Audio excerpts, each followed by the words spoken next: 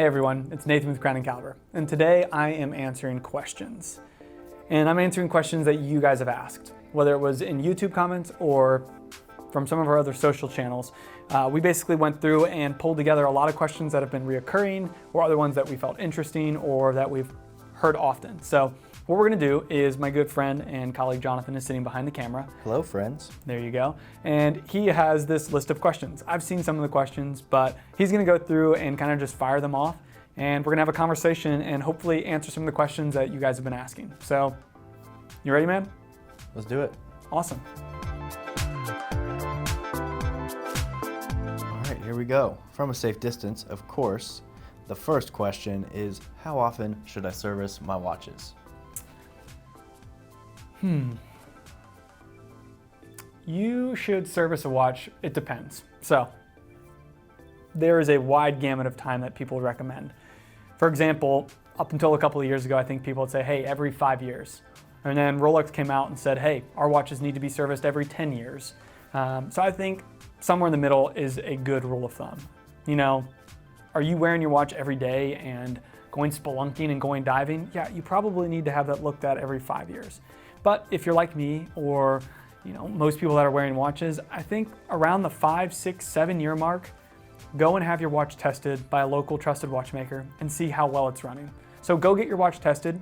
If it's running well, come back in a year and get it tested again until it's not running well. I think ultimately having a watch serviced is going to be a preventative measure. If a watch is starting, it should be, yes. If a watch is starting to run poorly, that's because it's running out of things like lubrication in the wheels, maybe things like the mainspring needs to be replaced. But if it's running poorly and you're still wearing the watch, then all of that moving that's occurring inside the timepiece is going to probably cause unnecessary damage. So having it serviced, I think starting around that 7 year mark, and if it doesn't need servicing, then wait another year and get it checked again. But probably around that 7 year mark is when I would start looking to have a watch serviced. Boom, nice. Next question. All right, your favorite $1,000 to $2,000 watch, or a good watch to start my collection that won't break the bank. First piece of advice, I'm just gonna interject. You should never break the bank. That's just good life advice in general. That is good life advice. All right, $1,000 to $2,000 watch that's not gonna break the bank. So when I think of that, I think of if you're looking to spend $1,000 to $2,000, I'm gonna make some assumptions here for my selection. This is gonna be your first luxury watch. So it kind of needs to play all roles. And so what I immediately think of is something that probably has a screw down crown. And I'm gonna say something that has a bracelet, because you can easily remove a bracelet, but if you get the bracelet up front, plays that many more roles. So it's already priced in. Already priced in, exactly. So I'm thinking a dive watch. I think of a couple things. So first, if you're looking to go new, I would look at some of these micro brands because you're getting a lot of bang for your buck. So two that come to mind, Mark II, a really small outfit out of Pennsylvania. Guy's making some great homage watches, and they're just really well done. His attention to detail is bar none. If you're looking for something that's maybe a little bit more modern, then I think Monta is a great option. I'll put links in the description for these things. I think Monta has really nailed that kind of price point. And that is kind of, I think, a lull in the market where you can find really good, decent watches in the couple $100s, and then you jump up to things like, Omegas and tags. Yeah, that $1,000 to $2,000 like window is, I feel like, overlooked because $1,000 and below, there's a lot of options. Mm-hmm. And once you break $2,000 and above, you have a bunch of options. But right in between is kind of, like you're saying, it's a little overlooked. It is. And that's where these brands like Mark II and Monta are great. And Monta, I mean, their design is, we'll say Submariner inspired, but often it's hard not to be Submariner inspired. Yeah, exactly. Most dive watches are Submariner inspired in their own right, but clearly it's its own design. The bracelet is spectacular, and I think it's pretty impressive for a watch at that price point to have a great bracelet. If you want to look pre-owned, I think that's worth mentioning because we're Crown & Caliber, then I think the 90s OMEGA Speedmaster, the Bond watches, you get those in quartz, you can get them well below that $2,000 price point. Those are sleepers. And they're sleepers. It's an OMEGA quartz movement. You get all the feel of a luxury watch, but the money saved is in the movement. And if this is your first luxury watch, like those nuances you may not appreciate yet, you may not see the value in yet, but you want to get the feel for it and the look for it. That's a great piece of value. Reliable, durable, and you have that kind of panache and cachet of Omega and James Bond. Those would be my recommendations. Micro brands like Mark II, Monta. If you want to go pre-owned, take a look at an Omega Seamaster Quartz. Those are awesome watches. I think they've stood the test of time, and great bang for your buck. Nice. James Bond, I'm thinking now, it's kind of like pizza. Even the worst pizza or a bad James Bond is still good. That depends on who you ask, man. It's still good, different ways, good in different ways. I'll let it slide. A cheesy James Bond, come on, you get a kick out of that. All right, so that was a good warm up for this question. All right. The best Rolex to start. I'm imagining like maybe your first Rolex. So which Rolex do you personally recommend for first-time Rolex buyers? So that's. All right, this one's easy for me. So I have said this. If I've said it once, I've said it a dozen times, probably on camera. Rolex Oyster Perpetual 116000. It is, I think, the probably biggest sleeper in the modern Rolex lineup. Here's why. I call this the modern Explorer, even though there still is an Explorer. You get a 36mm case size. It's what you want the modern Explorer to be. It is. I'm a purist. I want it to remain I know 36. you, and I know that's what you mean. So, Rolex Oyster Perpetual 116000. It is a 36mm case size. You have an Arabic dial. Granted, it's a blue dial, but it's a blue Arabic dial, and the 3, 6, and 9 on that dial are loomed. You have the caliber 3130, which was in the Rolex Explorer until the late 2000s when it was increased to 39mm. And you have a solid bracelet with a milled clasp. So you have all of the creature comforts of a modern day Rolex, but still in that 36mm size with, a robust movement. It is an exceptional watch. You can find them right under $5,000. You get a Rolex blue dial. It is such a sleeper, and it doesn't carry that kind of. Well, you don't have the premium of the name. Like it is an Explorer. It just has a different dial. Yes, and it doesn't have the Mercedes hands. So it doesn't have the sport hands. Right. But it is a thoroughbred Rolex without the premium of the Daytonas, of the GMT Master 2s, the Submariners. It is such a good watch. So that is my take. Best starter Rolex. If you like that watch, it is everything Rolex in the most distilled package. Love that watch. Love that watch. You like it? I love it. Got it. All right, next one, moving to Omega.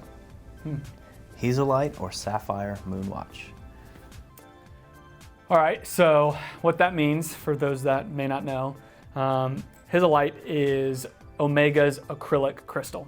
It is what the Speedmaster is known for because if this watch goes to space, as it is NASA certified, it's not going to explode. Yeah, Omega will remind you if that watch were to go to space, which it may have. It may have, yes.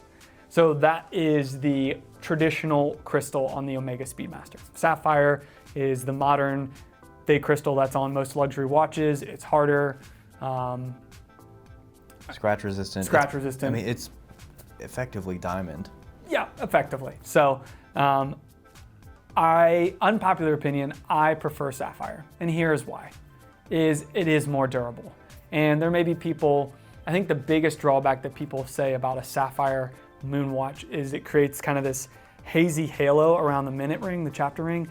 To me, I'm like, it's not going to the moon. If I bump it up against a door or wall, it's not going to get scratched. And I know people can polish out the acrylic crystal, but I just prefer the Sapphire. Yeah. I think just from a day-to-day standpoint, it's the better option. Yeah. Well, the thing about it being a Moonwatch is and I am like an Apollo era fanboy as much as anybody else. The thing about the Moonwatch is like this tool was made for a purpose, right? That's the whole thing. That's kind of the romance about it. It's like it was made to go to the moon. And you can say the exact same thing about Sapphire. Like this watch is made for a purpose. It's made for everyday wear. Yeah. Hesalite's not great for every day because it scratches, it gets beat up, and it shows it. It's good to go to space because it doesn't explode when when it gets chipped or scratched. like Sapphire could. Sapphire is better here on Earth, where we all are, because it is harder. So it could shatter if you hit it hard enough, but you don't have to worry about shrapnel. But it's much more scratch resistant. Yeah, I trend toward the practical. And maybe if I were an astronaut, hell, if I was an astronaut, I'm not wearing an OMEGA Speedmaster in my day job. No. So I trend toward the practical. And day to day, an OMEGA Speedmaster with a sapphire crystal is going to be more practical. Yeah. Yes, you lose the vintage heritage in some way, shape, or form, but to me, the practicality is with the sapphire crystal. And it's not often you get to say unsarcastically, but here on Earth, that is more practical. Yeah, that's true. There you go. All right, what you got next, man? Next one, from space to the ocean. If you had to choose a dive watch for a black tie event, which would you choose? There's no black tie events in the ocean. I messed that up. If you had to choose a dive watch for a black tie, what would you choose? To me, it's a Submariner. And I used to get asked this question, or people would phrase this often. They'd be like, well, I really like the Submariner, but I'm going to be dressing up, and you can't dress that up. People say that? Oh yeah, I unequivocally think that's wrong. Here's the thing. Until your suit or your tuxedo costs more than your watch, I think you're allowed to wear that. Like, yes. I mean, like it's a $7,000, $8,000, $9,000, $10,000 watch. Like, you can dress that up. And I think that one of the best examples of this is Sam Rockwell. A few years ago at the Oscars, he won an Oscar, and he gets on stage and he's in a tuxedo and he's wearing a GMT Master 2, an old 5-digit reference number with a black bezel. Now granted, that's not a Submariner, but for all intents and purposes, from a distance, you're looking at a 40mm Rolex steel sport watch with a black bezel. Steel? Yeah. It was steel, okay. And I was like, if it is good enough for Sam Rockwell in the Oscars, then a 40mm stainless steel sport watch with a black rotating bezel is good enough for anything you're going to put at it. So I'll hang my hat on it. A Rolex Submariner is the perfect watch for a black tie event. Yeah, that's almost a softball. Yeah, that one was easy. Almost a softball. I can't wait to see what people say in response to these questions. I know. Okay. A lot of these are Rolex, like leaning Rolex. Let's see. What should be the deciding factor when choosing between two watches? Interesting. That's crazy. So we were literally... Yeah. I wonder, so we had a colleague that was asking us about a watch. This is timely. Yeah, whether or not he should buy a certain watch. This literally happened earlier. And he was between what was potentially a cheaper option and a watch that cost a good bit more. 10 times more even. Like it could have been, yeah. I mean, there's a difference in a $100 watch or a $200 watch and a $2,000 watch. For all of you math whizzes out there, that's 10 times more. Yes. Had to walk through that.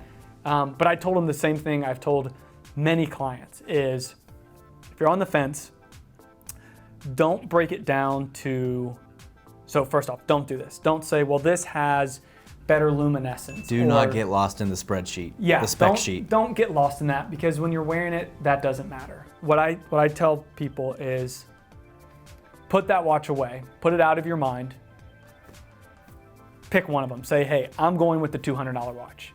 If in 10 days, if in 2 weeks, if in 3 weeks, you're no longer thinking about the more expensive option, then you've made your decision. You know that that's the one you need to go with. Inversely, if you say, hey, I'm gonna go ahead and choose the $200 watch, I'm putting this to rest, I'll buy it in 3 weeks. And then for the next 10 days, you end up Googling that more expensive watch, the other option. Well, then you've kind of made that decision for yourself. It's like, hey, let's flip a coin, heads or tails, to see which watch I'm gonna choose. You flip the coin, it goes heads, and immediately you say, okay, best 2 out of 3. Well, you just made the decision for yourself, So it's a way, I think, in which you can kind of be your own judge. So make the proverbial decision, and if in 2 weeks you're thinking about the other one, then that's the one you need to go with. These are emotional decisions. Yeah. So you should take that into account. Don't get lost in the spec sheet, and if you can't stop thinking about it, that's the one you want, because you want to be, you want to look down and smile at the watch every time. You want to be happy with spending that kind of money on it. Yeah.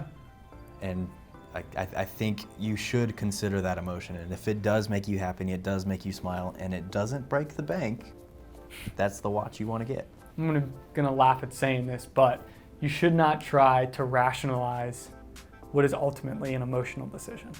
Absolutely. Because there needs to be that connection to the watch. Like, why else would we wear a multi-$1,000 watch? Yeah, especially if you're going to be wearing a multi-$1,000 watch. Yeah, exactly. Like, I'd almost go as far to say, like, you should be looking at your watch more often to just look at it than to check the time. You should look at it twice because you forgot what time it is the first time you looked at it. Yeah. That's a good one, yeah. Bringing the heat today. Bringing the heat.